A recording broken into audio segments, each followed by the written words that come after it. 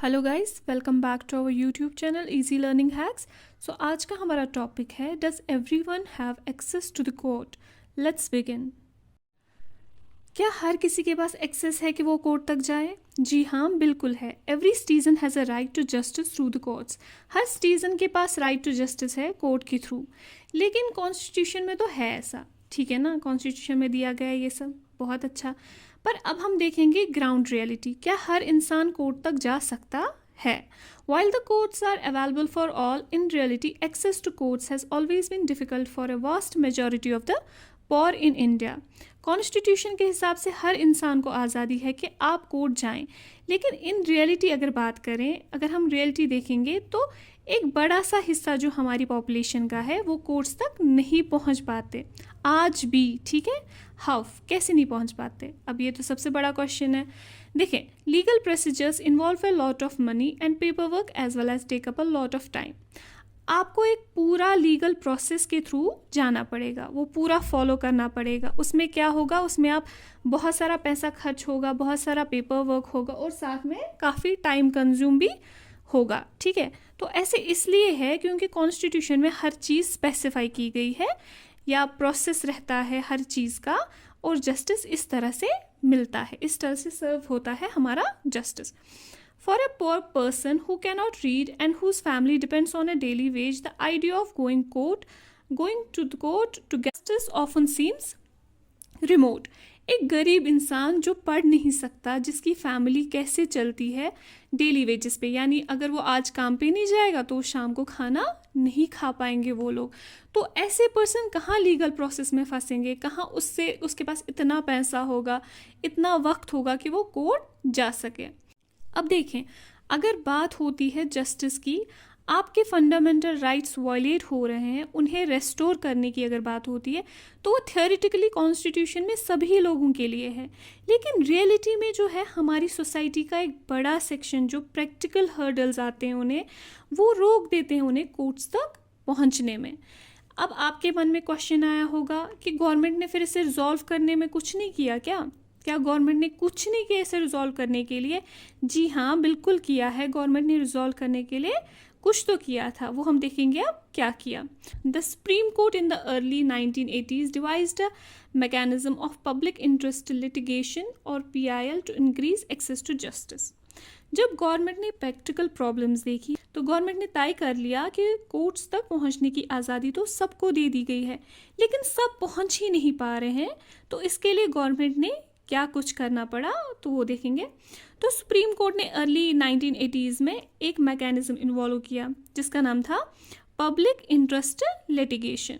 देखें, लिटिगेशन होता क्या है? जब हम कोई लीगल एक्शन लेते हैं कोर्ट में उसे हम लिटिगेशन कहते हैं।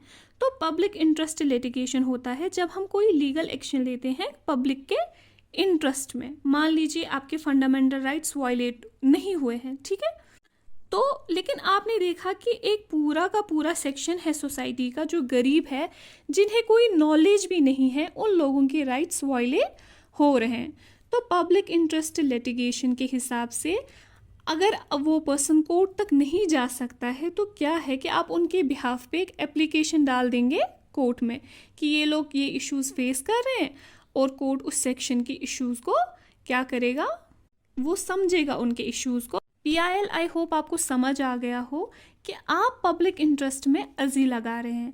अब ज़रूरी नहीं है कि जिसके राइट्स वायलेट हो रहे हैं वही लगाए, कोई भी लगा सकता है, ठीक है।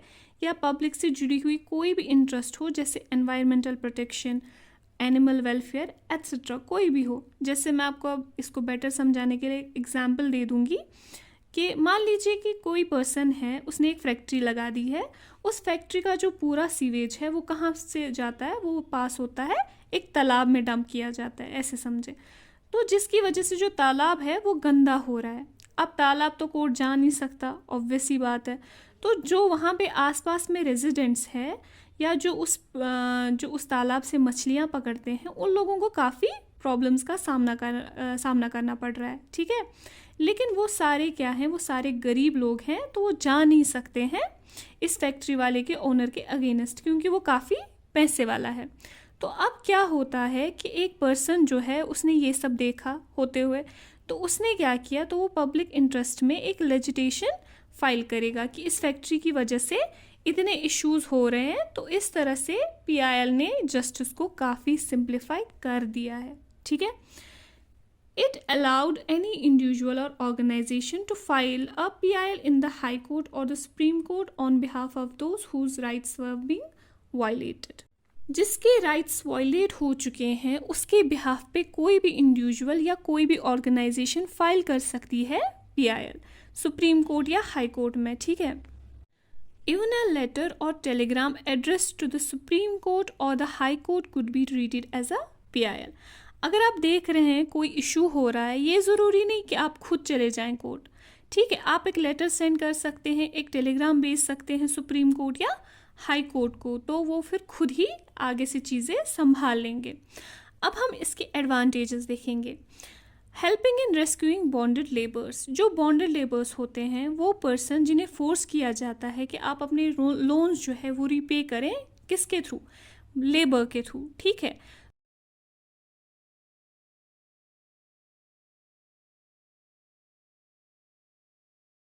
तो इन बॉन्डेड लेबर्स को रेस्क्यू करने के लिए पीआईएल काफ़ी काम आया।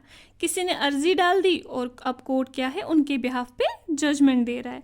Securing the release of prisoners in Bihar who had been kept in jail even after their punishment term was completed.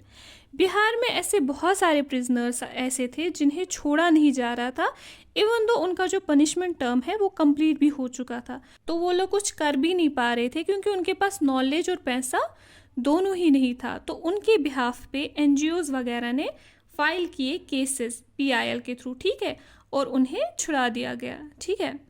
Mid day meals in school.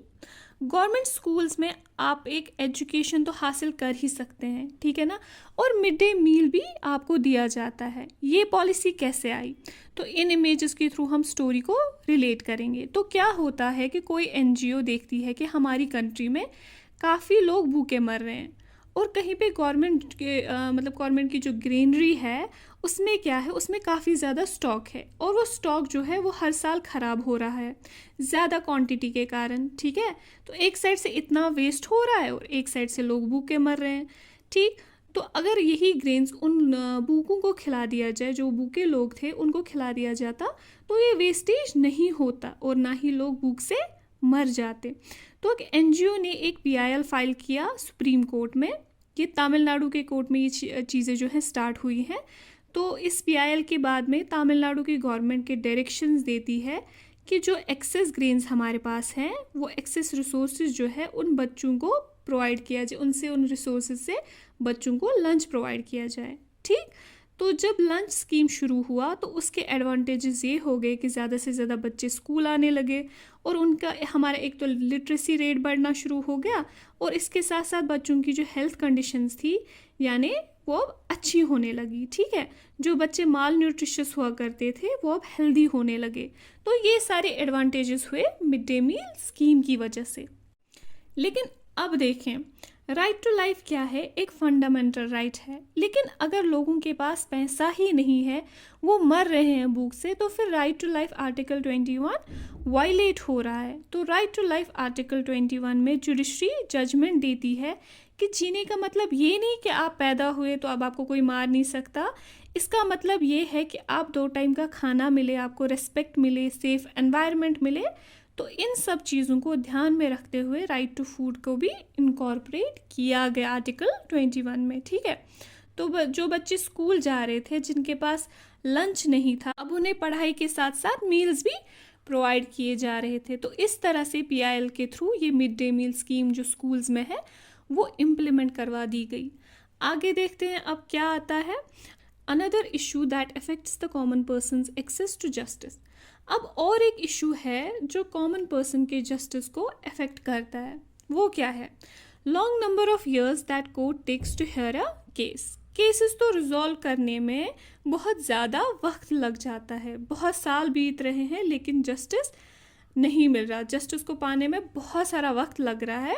इसमें एक कोड निकल के आ रहा है, justice delayed is justice denied. अगर जस्टिस टाइम से सर्व ही नहीं किया गया तो फिर ऐसे जस्टिस का कोई मतलब नहीं रहता।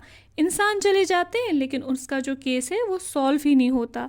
तो ये बहुत बड़ा इशू रहता है हमारे जुडिशरी का। तो इससे क्या करना चाहिए, इसलिए हमें हमारी जुडिशरी को थोड़ा और एफिशिएंट बनाना चाहिए। अब हम इसी का एक एग्जाम्पल देखेंगे लेट जस्टिस का, जो है हाशिमपुर मसाकर।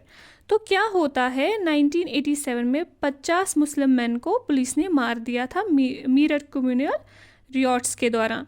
तो ये केस चलता रहता है, लेकिन जस्टिस जो है सर्व ही नहीं हुआ। तो बहुत लेट तक ये केस चलते रहा, इसलिए कहा जाता था कि ऐसी जुडिशरी से मतलब ही क्या जो टाइम से जस्टिस सर्व ना कर सके। ठीक है। However, in spite of this, there is no denying that the judiciary has played a crucial role in democratic India, serving as a check on the powers of the executive and the legislature, as well as protecting the fundamental rights of citizens. ये सब के बावजूद हम deny नहीं कर सकते कि judiciary एक बहुत बड़ा रोल प्ले करती है इंडिया की डेमोक्रेसी को मजबूत करने में। अगर मान लीजिए जुडिशरी नहीं होती, तो एग्जीक्यूटिव जो और लेजिस्लेचर जो है उनके पावर्स पे कौन चेक रखता, ठीक है ना। तो जुडिशरी ने एक बैलेंस ऑफ पावर बना के रखा है। ना ही इतना, जब भी लोगों के फंडामेंटल राइट्स की बात आती है तो जुडिशरी ने बहुत इम्पोर्टेंट रोल प्ले किया है उन्हें सेफगार्ड करने में।